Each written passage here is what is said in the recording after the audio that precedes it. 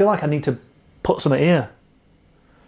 What shall I promote today? What shall I promote today? Kettlebells. It's the only thing I could find that'd fit in there nicely. Grab yourself a kettlebell. Hello everybody, welcome to Monday's edition of the Chris Pritchard Cycling News Show. We've got news coming up from this weekend's racing action. There's some announcements that have been made at the Tour of Britain. We've found out which teams made the cut for the Tour of Britain. They all made it. But we'll talk about that shortly, amongst all the other cycling news that's going off at the minute. If you haven't done already, hit that like button, hit that subscribe button, hit that notification bell so you know when we go live with our videos.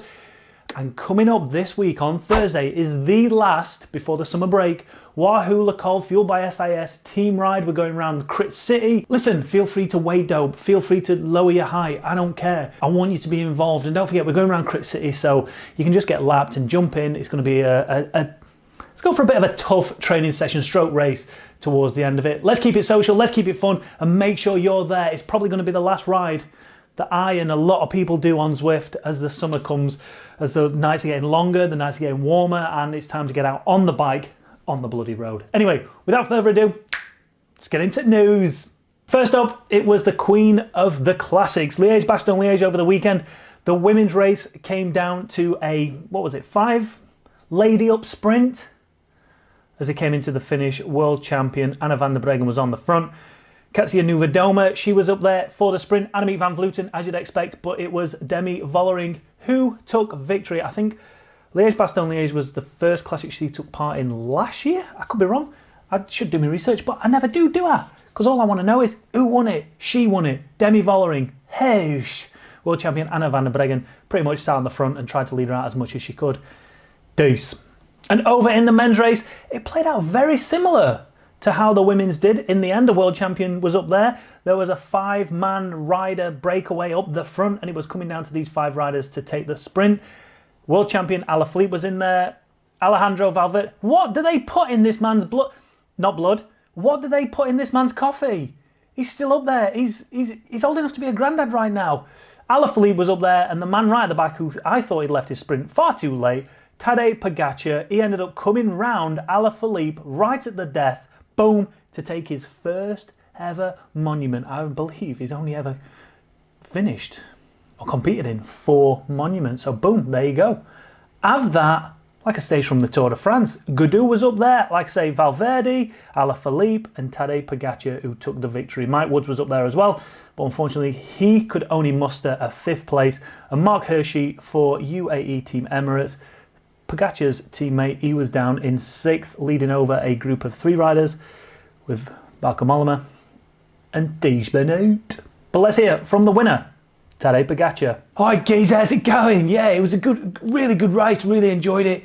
Knew coming into that last kilometre, I had a little bit left in reserve, but you know, hey, I'm racing against Alaphilippe there, right? He's a bloody animal, he's a missile. But thankfully, got onto his wheel, jumped around him, last couple of metres, ended up winning the bloody race, didn't I? Hey, Liège-Bastogne-Liège, completed it, mate. Valverde, I don't know what they're putting in his coffee, but I want some. I'm only 22. He's twice my age, geez. Twice my bloody age. Unreal. Hey up, also in Liège-Bastogne-Liège, we saw probably the highest profile disqualification of a rider for illegal riding position. That was Richard Carapaz. He went on the attack with, 20, 30 kilometres to go. Ended up getting himself into the old super tuck position. UCI saw it. They went, oi, get out. But you can see from this picture here, it's touch and go. Technically, his butt is still, the saddle looks like it's inserted into his butt, but still, it looks like he's still hovering above the top tube, so technically not laying on it. But, I don't know. UCI commissaires thought that deemed an illegal position and disqualified him. In other racing news, Tour of the Alps concluded on Saturday. Simon Yates ended up winning that, like I said at the end of last week. Pello Bilbao was in 2nd place and Alexander Vlasov finished 3rd, pretty much exactly how I'd described it prior to that final stage. Now, one man who suffered through the Tour of the Alps was Thibaut. When does this man ever not suffer? Thibaut Pinot. And he has opted out of the Giro d'Italia as he would just unnecessarily suffer, according to Cycling Weekly. Is that not the point of cycling in general? unnecessary suffering unless you win. Unless you win, you've unnecessarily suffered. You've suffered for no reason whatsoever. And when has Thibaut Pinot ever not unnecessary? Why go to the Tour de France, Thibaut Pinot? Because you know you're going to unnecessarily suffer. But obviously he's having trouble with his back. I mean, it's pretty serious that he's having trouble with his back, and it could be a retirement job if he can't get it sorted. But he has opted out of the Giro d'Italia in hopes that he gets this back sorted so he can come back to potentially Tour de France, maybe La Vuelta, I don't know. Anyway, while we're on the subject of Grand Tours, Jumbo-Visma have announced their 8-man team selection for this year's Tour de France. Anything can happen between now and the Tour de France, but they've named their 8 riders. I don't know why they felt the need to tell us that Tom Dumoulin wouldn't be taking part in it. I think that was clear that Tom Dumoulin would not be taking part in this year's Tour de France when we saw him stood at the side of the road watching the cyclists go by. Now, I don't know if we need a press release to let everyone know that I'm not going to be taking part in this year's Tour de France. Anyway, the team selection for Jumbo-Visma, as you would expect, including Jonas... Right, if that V was an M, that'd be Mingegaard, right? So is that Vingegaard? It's not, is it? Vingegaard. Vingegaard. Vingegaard. Vingard. Someone comments down below, let me know how you pronounce that name. Oh, Primoz there looks like he's had a bit of an haircut as well. But as you can see there, Mike Turnison won the yellow jersey at the Tour de France. Stephen Kruijswijk didn't get the chance at last year's Tour de France due to injury. Primoz Roglic, who's obviously team leader. You got Wout van Aert, who can do everything. You got Tony Martin, always there. Robert Hessing, always there. And the man, the legend, the climbing beast, which is Sepp Kuss. That's a strong team. So what do you think to Vingegaard taking that 8th place in the Tour de France team? I'll be honest, you could probably, not that he's not talented, clearly he's talented, but you could probably drop him out and they could have 7 riders and still be the best team going into the Tour de France this year. So yeah, leave your comments down below about that announcement of that team for Jumbo-Visma, as well as Liège-Bastogne-Liège and all the rest of the racing news we talked about. We're going to finish on this story here. Last Thursday, Tour of Britain announced the 6 teams from Britain that will be taking part in the Tour of Britain.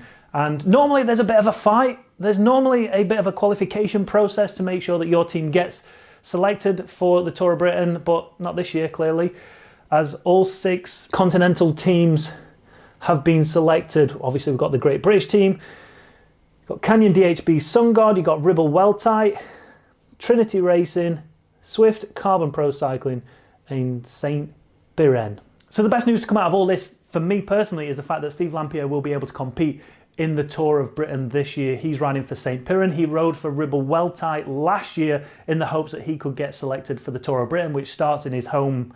I think it starts outside his front door. I think he literally steps outside his front door and he's there. Could be a lie, I don't know. But Chris Opie's going to get the chance to ride the Tour of Britain as well as Ribble Weltite. You've got to look at the likes of Cameron Jeffers, hopefully. He might get the opportunity to ride in, well, you've got to say it'd be the biggest race of his career. It'd do wonders for his YouTube channel, right? That's amazing. No, honestly, it is. If he can get a chance to do that, that's a huge step forward in his career. Because you forget, although Cameron is fully focused on his YouTube channel, he's also a racer, and you kind of forget this with him doing his various different videos. Essentially, he wants to go racing, and the Tour of Britain is a huge platform for him to get out there and actually show what he's capable of, not just in terms of what he can do on YouTube, but actually what he can do on a bike. Because let's not forget, boy's a talented little bugger on a bike. Yeah? So who are you most looking forward to seeing at the Tour of Britain out of all those British teams that are taking part? And next up in the news, well, there is no more news. Well, there is, but there's nothing more interesting that I want to report on. I pretty much condensed everything into race news then, so that all got reported. So there's really not much else to discuss. Feel free to leave your comments down below. What news stories did I miss out on that you wanted to hear about? And also, feel free, I know there's a couple of you that love to send me messages over on the Twitter and over on the Instagram, letting me know of news stories that are happening, and I would love to hear it from you guys. I'd love to see those funny clips that we get to see on the internet. I want to put them on the new show. I want to make the new show a little more fun, because like I said on Friday or Thursday last week, Lanterne Rouge and Benji are doing amazing things over on his channel. You've got his podcast, you've got his post-analysis highlights, you've got his previews of big races. Like, maybe I need to stay in my lane a little more. And my lane isn't what Lanterne Rouge is doing. He does it like no other man could on the internet. He's doing amazing things. I've said this before and I'll say it again. I love his channel. And if you want that kind of information, that's where you go to. You don't necessarily come here. So it's time to make this channel and the new show a little more fun, a little more out there, a little bit different from simply saying, hey, he ended up winning that race, she ended up winning that race, and he over there, he got done for doping, didn't he, again? So feel free to drop me a message on Instagram, over on Twitter, and let me know what fun things are happening in the cycling world that we should be reporting on, and not just simply talking all the time about the news. Obviously, when drama kicks off, you know you're going to come to Pritchard first. But in between all that drama, let's see what else we can report on. Thanks for watching, everybody. Hit that like button, hit that subscribe button, hit that notification bell so you know when we go live our videos. Don't forget to buy the merch. Link in the description down below. And I'll see you on the next one.